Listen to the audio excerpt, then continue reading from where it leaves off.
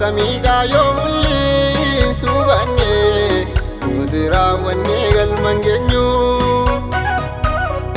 Shaakalatti nu barbaachisa moo'uudhaaf lola fuuldura keenyaa jiru. Dhaabbannaa keenya ilaalannu sabni isaa yeroon nuuf kennamee jiru. Dukkanaa wallaaluu maatiin marfamne beekumaa dhabuun maaliif jirra? Kottaa gorsa raajiin kennu fuudhanne nuti ergaa bara keenyaa qorra. Warroonni irra keessa dubbisanii ungulaalamuun isaanii nafu.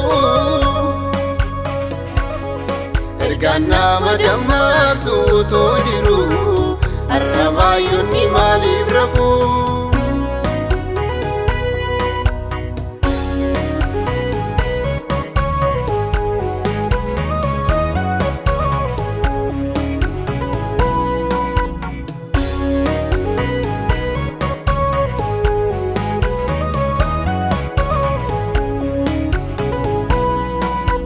Keessaat balbala raaraan cuufama yommutti bokkaan booddee bu'u.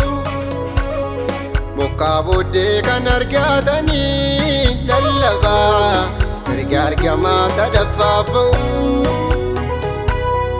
Innarraa ija fooniin addaa dambaane gaafas garee lamatti qoodama. Harkasaaf garaasaa kan hin kulleeffanne saba waaqaa keessaa baafama. Dukkanaa wallaaluu maatiin marfamne beekumaa dhabuun maaliif jirra? Kottaa gorsa raajiin kennu fuudhanne nuti ergaa bara keenyaa qorra. Warroonni irra keessa dubbisanii ungulaalamuun isaanii nafu. Ergaan nama dammaqsuutu jiru arrabaayyoonni maaliif rafu?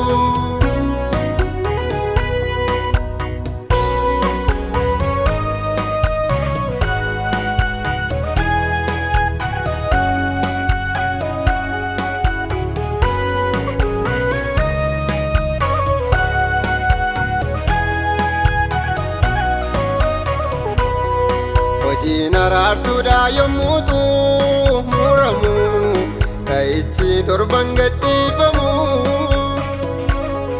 Seera waaqayyootiif warri toolen jenne cubbamoonni kanaaf miidhamu. Toloonni haala dinqisiisaan eegamu cubbamootaaf sodaachisaadha.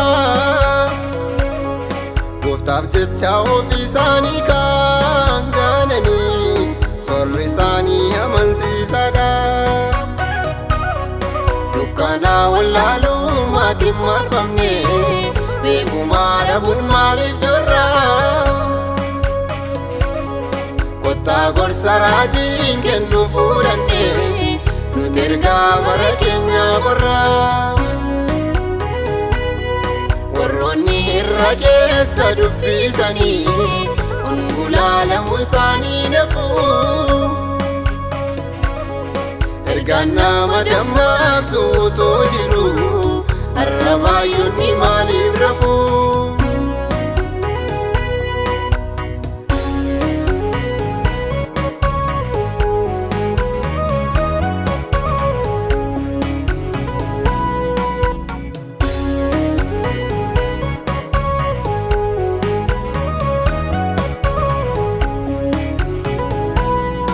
Izaabeliin ari'atame Eliyaas Chaakka Yordaanos keessa joore. Nyaata dhabuudhaan hin miidhamne Waaqayyoo gaafonaa keessatti isa soore. Eliyaas sadaffaan hubadhu har'asi bosona seenuun dhiyaateera. Mootummaa raafamuu hin dandeenye yeroonsaa si keenutti dhufeera. Cubbamootarraa eegumsiin kaafama, iddoonis isaaniin argamu. Qulqullootaaf Waaqayyo iddoo ta'a, harka ergamootaan eegamu. Kan mo'etu uffata adii uffifama, maqaan isaas galmeerratti caafama. Bu'aan cubbuudhaas deebi'een argamu, haalli hundumtuu naareffama.